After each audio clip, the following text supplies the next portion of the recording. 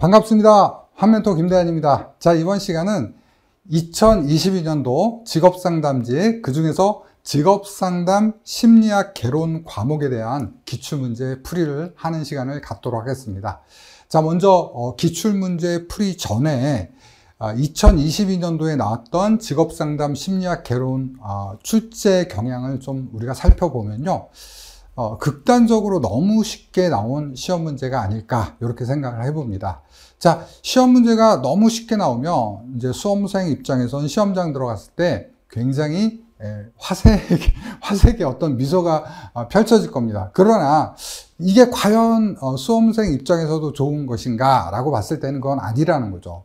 자, 시험이요, 극단적으로 쉽거나 극단적으로 어렵다라는 것은요, 문제를 발생하게 됩니다. 자, 다시요.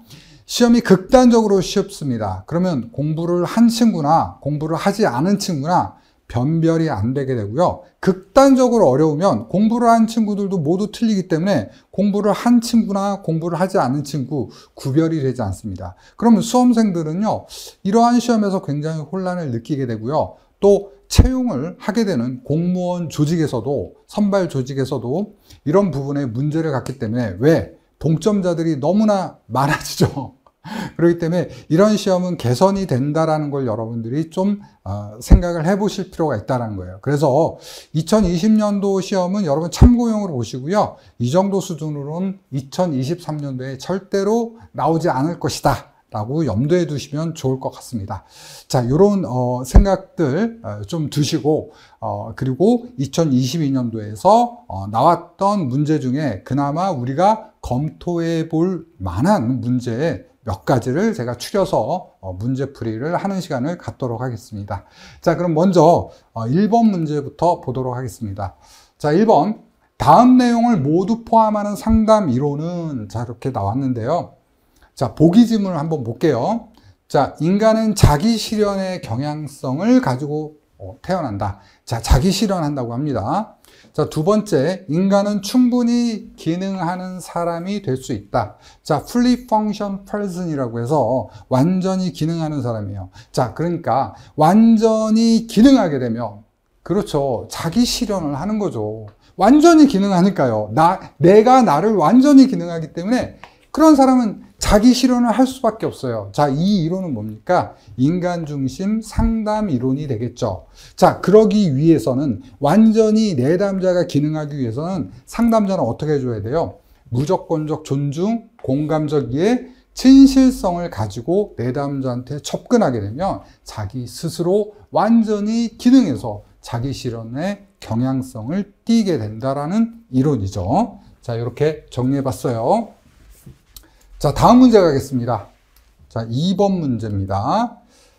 자, 상담 이론과 그 설명이 바르게 짝지어진 것만을 모두 고른 것은, 자, 보기 지문 보겠습니다. 자, 첫 번째 기억. 자, 프로이트죠. 지그문트 프로이트는 정신분석 상담, 자유현상, 꿈의 해석 등을 통해서, 자, 무의식을 의식화한다. 자, 핵심적인 개념이죠. 프로이트는 인간 내면의 무의식을 의식화시켜서 그 안에 있는 심리적 불안이라든지 이런 것들을 해소하려고 했다는 이론이죠. 그러니까 맞죠. 자, 이건 맞습니다. 자, 니은 보겠습니다. 자, 칼 융입니다. 칼 융. 자, 칼 융은 분석 심리학적 상담. 자, 분석 심리학적 상담은 집단 무의식을 우리가 주제로 다루고 있죠. 자, 그래서 관찰 가능한 행동을 수정하는 데 초점을 둔다. 이건 아니네요. 자, 요거는요, 행동주의 이론이 되겠죠. 즉, 행동주의 관점의 이론에 대한 것이고, 자, 분석심리학과는 관계가 없는 것이 되겠네요.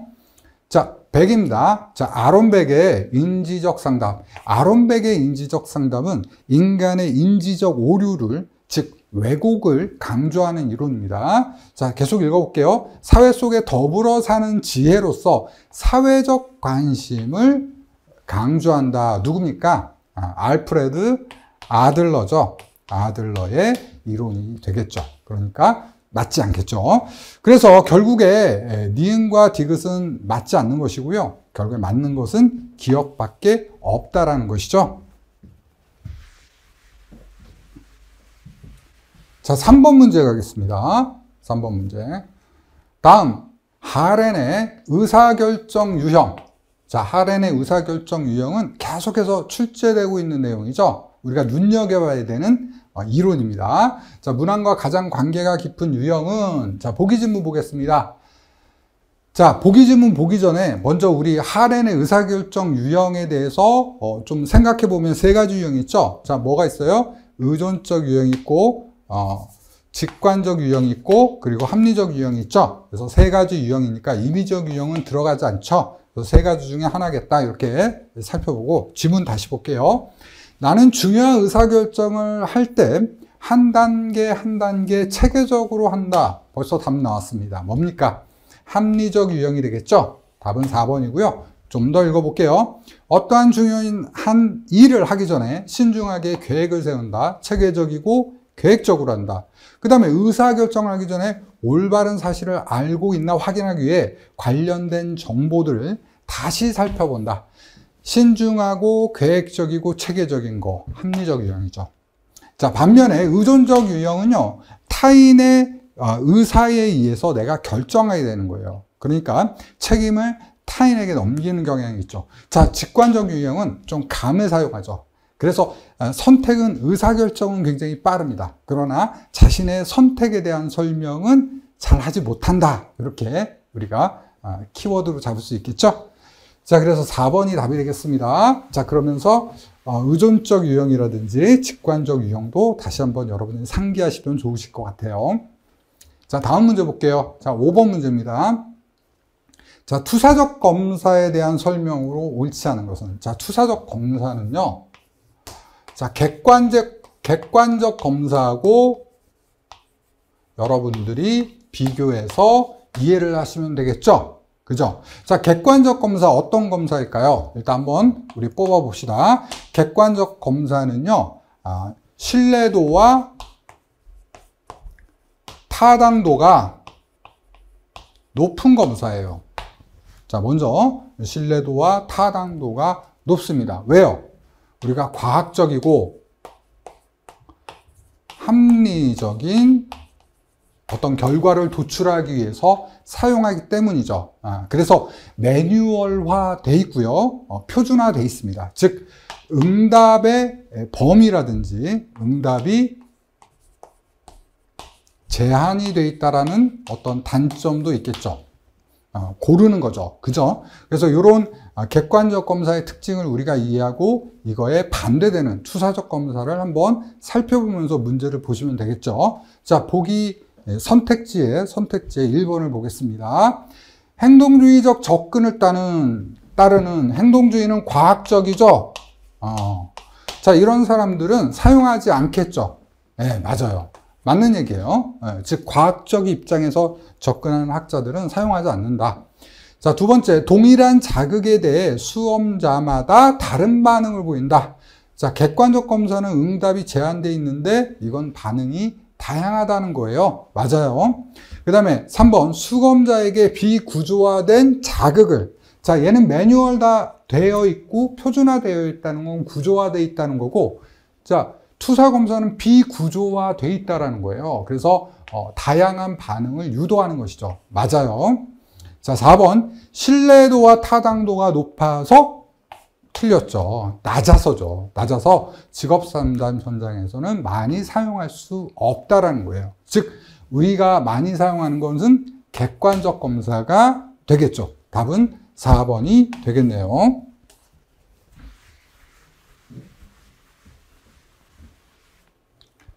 자, 6번 문제 보겠습니다.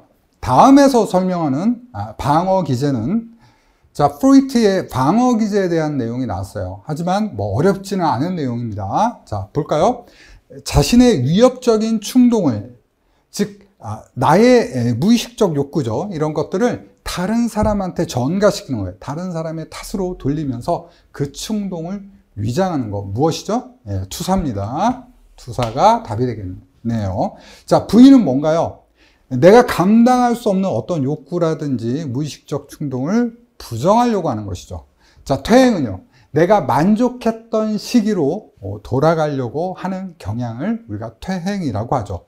반동형성은요, 반동 형성은 나의 욕구와 반대되는 것이죠. 그래서 미운 놈 떡 하나 주기, 떡 하나 더 주기, 이게 반동 형성의 적절한 속담이라고 볼 수 있겠죠. 답은 2번이 되겠습니다. 자, 8번 문제 보겠습니다.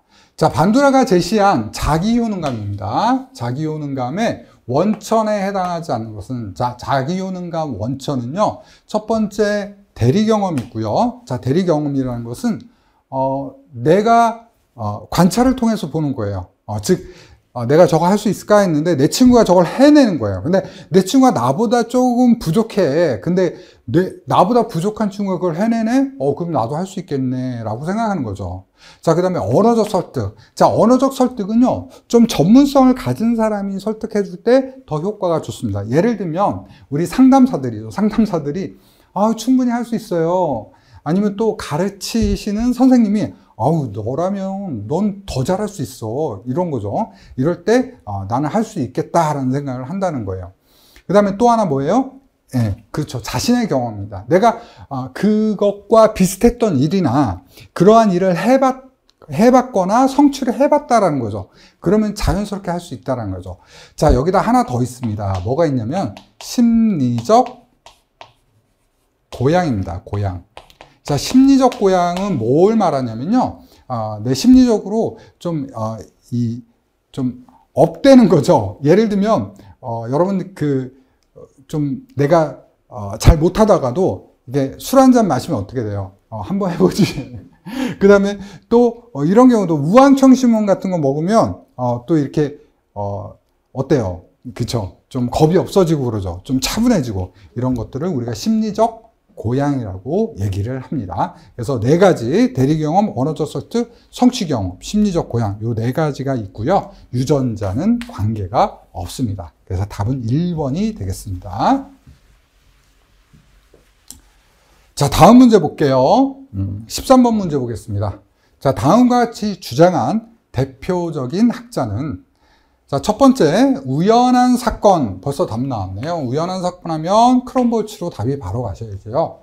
자, 우연한 사건이 도움이 됐던 경험을 탐색하게 된 잠재적 기회를 더 잘 활용하도록 도와야 한다. 자, 두 번째, 우연한 사건을 다루는데 도움이 되는 기술. 또 요것은 우리가 이렇게도 볼 수 있어요. 개인의 태도예요. 개인의 태도는, 자, 호기심, 인내심, 융통성, 낙관성, 유연감수입니다. 자, 우리가 삶을 살아가면서 진로 장면들을 만나게 되는데 그때 어떤 사람들은 호기심을 갖는다는 거예요. 예를 들면 뭐 4차 산업혁명 얘기해 볼까요? 4차 산업혁명 인공지능이 우리 삶을 풍요롭게 한다며 호기심을 갖는 거죠. 자, 그리고 이제 막 교육을 받아요. 코딩 교육 받아야 되는데 어려워. 근데 인내심을 갖습니다. 거기서 이제 융통성을 발휘하고요. 미래는 변화될 거야. 인공지능의 세상으로 변화될 거야. 그죠? 낙관성을 갖고, 거기에 이제 유연감수. 내가 했던 어떤 전공을 바꿔서 그 분야로 가는 그런 유연감수를 했더니 어떻게 된다? 이러한 태도나 기술들이 어떻게 된다? 성공을 만들게 된다는 거죠. 자신의 어떤 커리어의 성공을 만드는 거예요. 그래서 이 우연한 사건을 크롬볼츠의 우연한 사건을 우연을 가장한 행운, 우연을 가장한 성공이라고도 얘기를 하는 겁니다. 자, 이렇게 이해를 하시면 좋겠어요. 자, 다음 문제 볼까요? 자, 15번 문제로 넘어갑니다. 직업상담에서 심리검사 활용의 지침으로 옳지 않은 것은, 자, 1번 심리검사 결과 해석을 가설의 형태로 제시해야 된다. 맞죠? 즉 확정지어서는 안 된다는 거예요. 우리가 확정지어서 이거는 이렇습니다 이러면 안 된다는 거죠. 가설의 형태. 아마도 그럴 수 있을지 모릅니다 라는 가설의 형태로 제시해야 돼요. 조심스럽게. 자, 두 번째, 내담자를 비난하는 방식으로 해석해서는 안 된다. 그렇죠. 비난하면 어떻게 되죠? 내담자는 저항하게 됩니다. 자, 세 번째, 검사의 한계를 인식하고 적절하게 선택한다. 맞습니다. 어떠한 심리검사라도 라고 하더라도 신뢰도가 1인 검사는 없어요. 완벽하게 1인 검사. 즉, 신뢰도나 타당도가 100% 완벽한 검사는 존재하지 않기 때문에 우리가 한계를 인식하는 것이 맞겠죠. 자, 4번. 해석 지침이 있으면 누구라도 심리검사를 사용할 수 있다? 아니죠, 아니죠. 자, 심리검사를 사용할 때는 자격을 갖춘 자가 해야 돼요.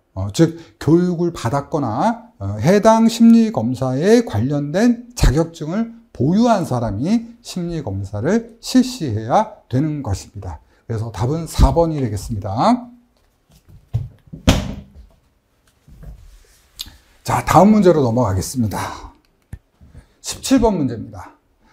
다음에 상담 전략을 모두 포함하는 진로 이론은, 자, 보기 질문 볼게요. 자기 효능감, 결과 기대, 바로 세트로 나와야 되는 게 하나 있죠? 그쵸? 목표 선정, 그죠? 목표 설정. 네. 맞습니다. 자, 내가 잘할 수 있을 것이라고 생각하니까 어떻게 돼요? 그거에 대한 결과를 기대하겠죠. 그 결과를 기대하니까 얼만큼 하겠다는 목표 설정까지 이루어지겠죠. 자, 이렇게 세트로 가는 이론이 뭐예요? 사회 인지 이론이죠. 사회 인지 이론이죠. 그래서 확장된 진로 대안에서 진로를 선택하도록 돕기. 벌써 답은 나왔으니까 일단 답 체크하고 나머지도 읽어볼게요. 자, 내담자가 선택한 진로를, 선택 가능한 진로를 제외하게 된 진로 장벽을 확인하고 평가하기. 사회 인지적 이론 맞네요. 자, 세 번째, 내담자의 진로 맥락에서 진로 선택을 돕는 사회적 지지를 확인하고 이를 활용하도록 돕기. 사회 인지적 이론에서는 자, 개인 및 개인의 행동, 그리고 상황적인 측면, 즉 환경이죠. 이런 세 가지를 다 보는 거죠. 즉 사회적인 측면도 고려하고 있다는 거죠. 그래서 답은 1번이 되겠습니다. 자, 19번 문제 보겠습니다. 다음에서 설명하는 개념은, 자, 일이 자신에게 맞도록 자신의 일을 맞춰가는 과정에 동원되는 개인의 태도, 능력, 행동, 이렇게 되어 있네요. 자, 그럼 여기서 멈춰서 선택지들을 좀 볼게요. 자, 생애 주제, 직업적 성격, 직업 적응도. 구성주의의 주요 개념이겠네요. 자, 이건 관계 없으니까 빼버리고요. 그럼 세 개 중에 무엇을 물어보는지 먼저 우리가 볼 수 있고요. 여기에서 다시 한번 지문을 다시 보도록 하겠습니다. 자, 일이 자신에게 맞도록 일을 맞춰 나가는 것은 이건 뭘까요? 적응이 되겠죠. 그죠? 개인의 일에 대한 적응이고, 그러한 적응을 위해서 개인의 태도와 개인의 행동이 필요하겠다. 태도와 행동이 필요한 거. 즉, 성숙한 개인의 성숙도를 얘기하는 것인데, 즉, 직업 적응에서는 성숙도의 개념이 나올 수 있겠죠. 그러니까 진로 적응도가 답이 되겠죠. 적응이니까요. 자, 그럼 생애 주제는 뭘까요? 생애 주제는 직업 선택에서 자 개념을 우리가 찾아가는 것입니다. 즉, 생애 주제 안에서, 생애 테마죠. 생애 테마에서는 내가 어떤 역할들을 하면서, 나는 이런 사람이구나, 라고 찾아가게 된다는 거죠. 자, 직업적 선택은요, 탐색이에요. 탐색. 직업 탐색을 통해서, 개인의 특질을, 즉, 흥미라든지 성격이라든지 가치를 어떻게 돼요? 이해하게 되는 겁니다. 자, 다시 한번 정리해 볼까요, 여러분들? 자, 적응도라는 것은 뭐예요? 우리가 성숙도를 말하기 때문에 결국에 적응은 뭐예요? 적응은 개인의 태도를 의미한다. 태도나 행동을 의미한다. 태도나 행동을 의미한다. 자, 그 다음에 생애 주제, 선택이라는 것은 선택을 통해서 나는 어떤 사람이구나 라는 자아 개념을 인식한다는 거죠. 자, 직업적 성격은요, 직업 탐색을 통해서 개인의 특질을 이해한다는 것이죠. 자, 여러분들 너무 암기하려고 하지 마시고요, 이해하시기 바랍니다. 적응하니까 태도, 선택하니까 자아 개념, 탐색하니까 개인 특질에 대한 이해, 이렇게 이해하셨으면 좋겠습니다. 자, 마지막 문제 보도록 하겠습니다. 자, 20번 문제 보겠습니다. 자, 심리적 구성 개념에 관한 설명으로 옳은 것만 모두 고르면, 자, 보기 질문 볼게요. 자, 가설적 개념이다. 심리적 구성 개념은요, 가설적 개념이 맞아요. 즉, 그게 있을까라는 그런 구성 개념을 말하죠. 그래서 이러한 심리적 구성 개념은 그런 것이 존재하는지 확실하게 확인하기 위해서 측정을 위해서 조작적 정의가 필요하게 됩니다. 자, 예를 하나 들어보면 더 훨씬 쉽겠죠? 예를 들어서 신앙심이라는 걸 우리가 한번 예를 들어볼게요. 신앙심. 자, 신앙심이라고 얘기했는데 만약에 갑돌이라는 친구와 을돌이라는 친구가 있을 때 자, 누가 더 신앙심이 높을까? 이렇게 할 때 우리가 측정하기가 어렵잖아요. 그래서 이런 신앙심을 측정하기 위해서 우리가 구체적인 어떤 조작적 정의라든지 근거를 세분화해 두는 것이 조작적 정의입니다. 그래서 예를 들면 이렇게 해볼까요?